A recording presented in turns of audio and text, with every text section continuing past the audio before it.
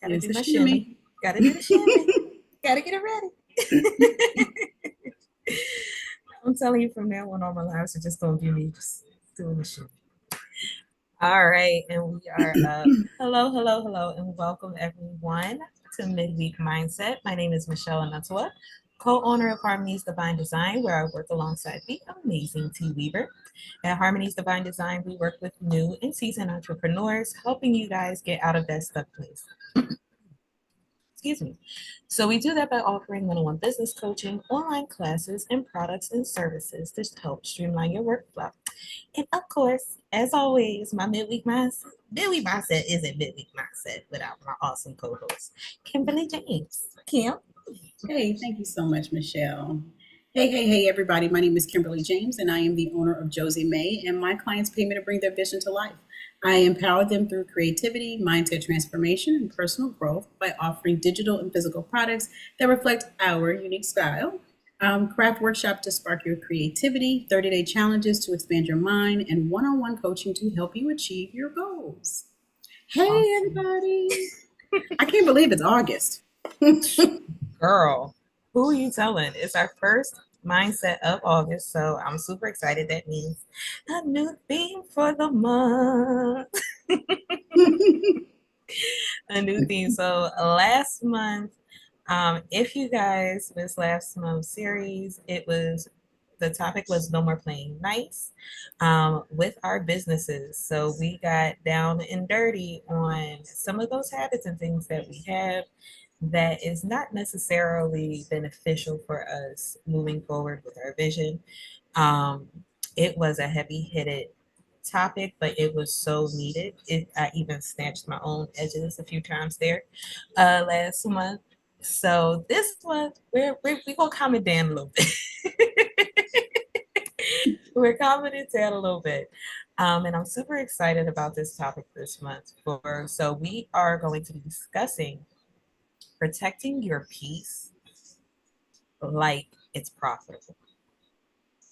Okay. When it comes to peace, I can sit here and tell you that me personally, there is no value that I can put on my peace, but I can definitely produce from a state of peace. So I'm going to sit back because Kim got the reins on this one, and I'm super excited to hear what she has to share. So, Kim, it's all yours, man. All right. All right, let me share my screen. I don't see my screen. Oh, please.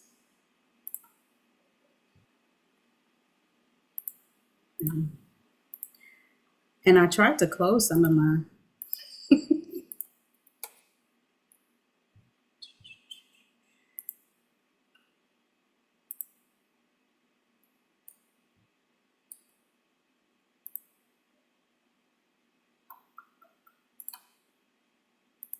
All right, can you see my screen? It's coming up. Yep, there you go. Perfect. Now let me move you people out. Mm.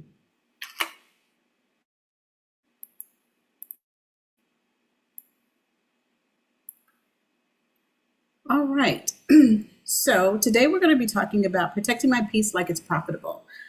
Transform your peace from luxury into the most valuable business asset, which is you. Because chaos costs, but peace pays.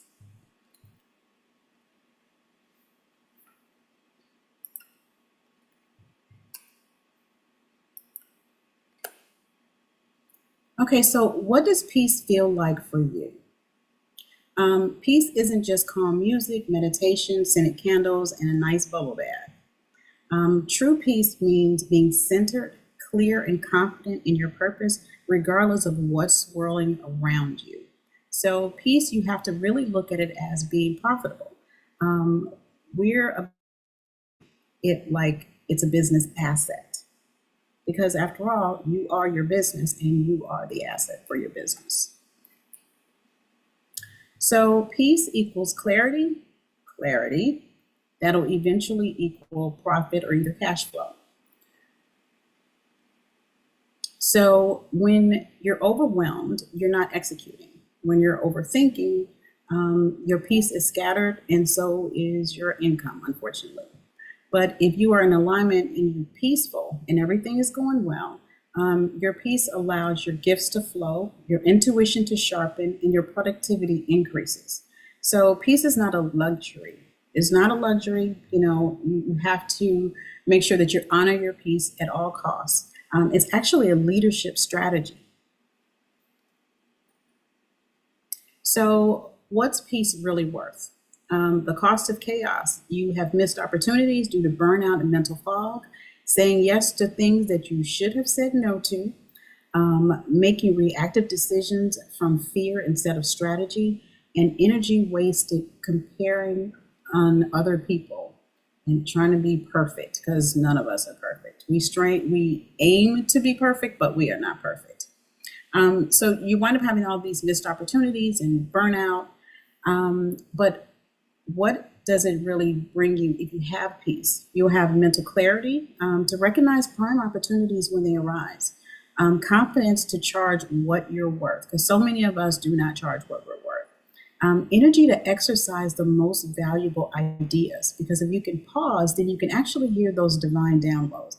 If you've got a bunch of chaos and you don't take a moment to breathe, you'll never receive them because you're not going to hear from God if you've got a bunch of chaos going around. It's just not going to happen. And then you can attract ideal clients. So we always talk about, protecting, your babies, and we always consider our business is our baby. But actually, you are the builder, the CEO, and the product. So if you don't have to earn rest. You don't have to explain your boundaries to anybody. You need to protect your mind like you protect your money. It costs you your peace. If it costs you your peace, it's just way too expensive. So a peace tracker. So I included a peace tracker in this week's journal because I really want you guys to figure out what is draining your peace and what's giving you peace. So identify disruptors. So what consistently disturbs my peace in my business and my personal life? And it could be something small, but it could also be something that's pretty big. And if you can identify what those disruptors are and try to eliminate them, then hopefully day by day it will get a little bit better. Track your commitment. Where am I overcommitted and under nurtured in my calendar? So what on your schedule that you overcommitted to do? There are constantly things that when people ask us to do it and we say yes and we know we should have said no. Identify what those are and see what you can actually eliminate as opposed to continuing to do. Create margin. What activities I can eliminate to create more breathing room. And then assess the influences. Who am I allowing into my mind, my calendar, and my energy?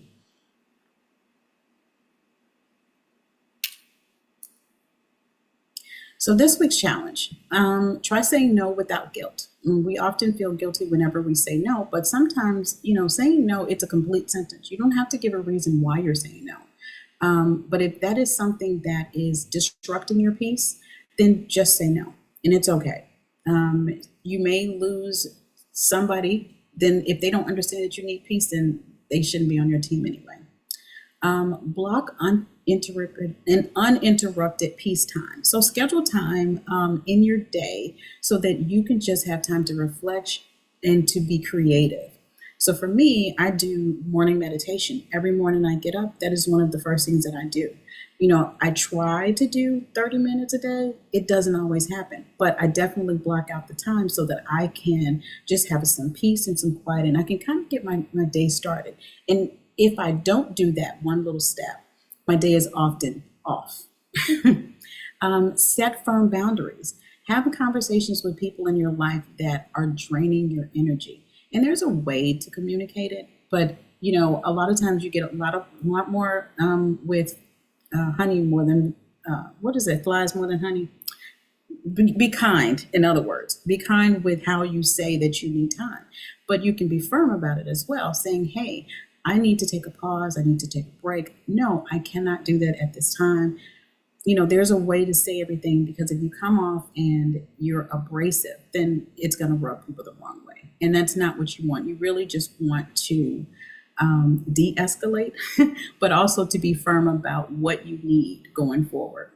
And then daily centering practices. Identify and commit to one action that grounds you each and every morning.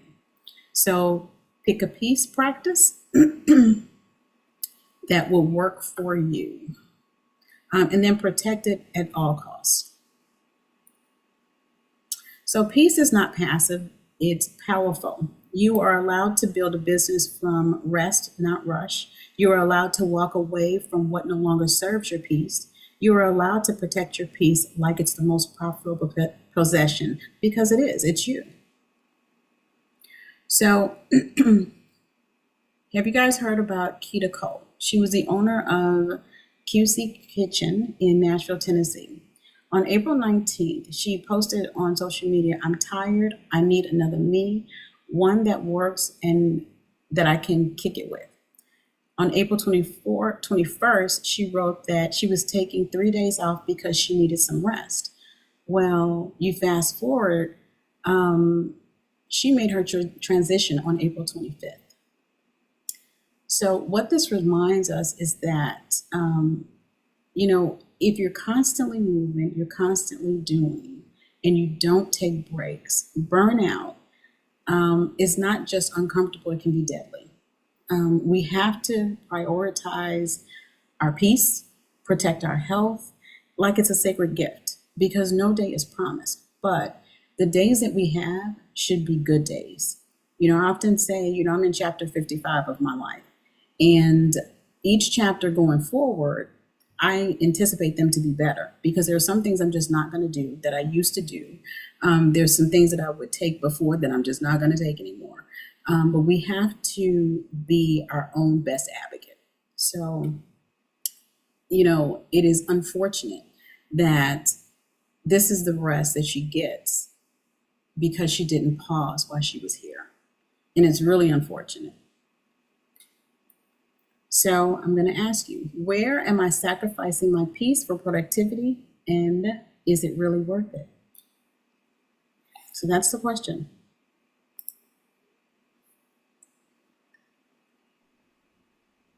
Yeah. I don't like coming here anymore. Well, man.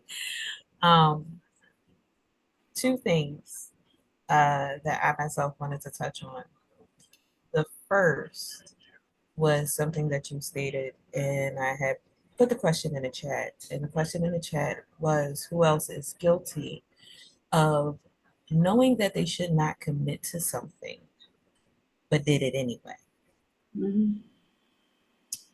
And it made me think of certain instances where I should have said no, right? Mhm.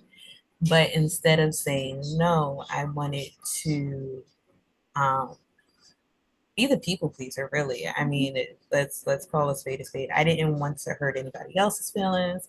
I didn't want to make anybody else uncomfortable.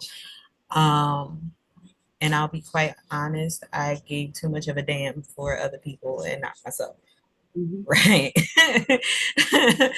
And in doing so, I was usually the one that was upset, was hurt, because I'm like, wait a minute, I'm doing. And apparently I was doing for energy that was not reciprocal. Mhm. Mhm. So when that comes into play, it's a whole nother ball game. It's a whole nother ball game. And you are so right when it says, you have to say no without guilt, because you're literally being honest with yourself. And I laugh because it made me think of my little one. He has no problem saying no. No. he like the little people have no problem challenging you and saying no mommy, no daddy, no auntie, no uncle, no grandmom, etc.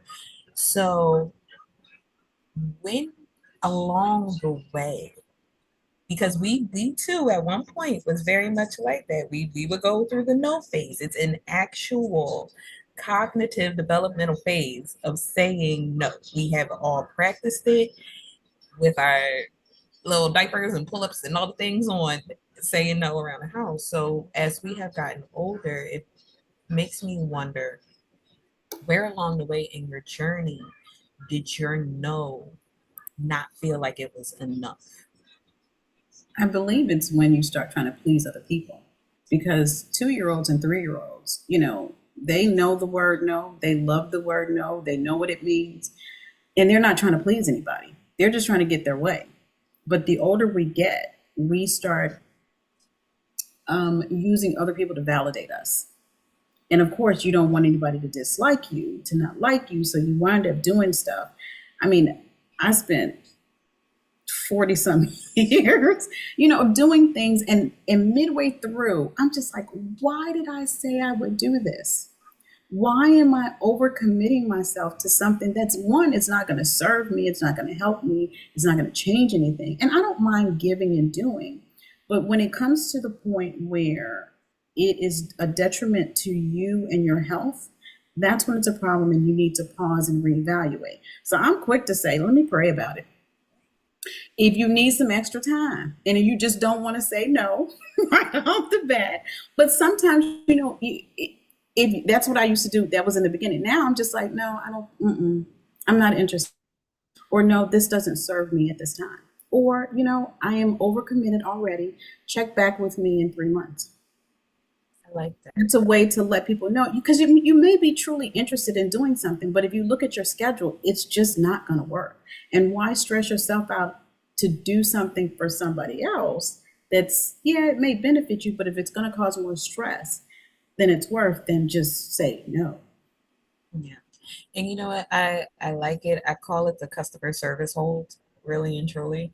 Because It's good. That's because but like you said, even though I may say no at this particular moment because I don't have the bandwidth, because I don't have the good. time, because my personal caseload may be a little overwhelming and I have to get some things out of my way, it's not saying that my no is definitive, saying I will never Yeah. revisit this topic again. And that's why I said the customer service hold, where you're just like, okay, I understand what you're saying. I appreciate it. I'm vibing with what it is you're giving me. But the no right now is because I have to cater to what it is that either I'm already working on, some projects I need to complete, etc.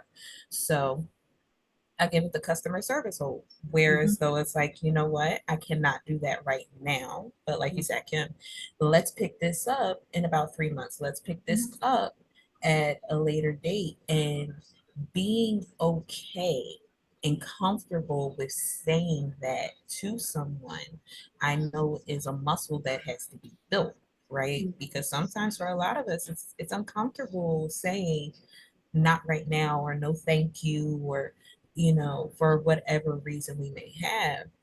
But start building up your nose and your boundaries, like you're building muscle, because that's the flex. Your peace is your flex. Right? T, you have your hand up. I would say when you're talking about no's, it's good. It's a good thing. It's a complete sentence. But what I find kind of funny, but I don't not in the laughing way, is when you start saying no to these people, how they get upset, how they become irate, and you're like, why are you getting upset because I'm saying no?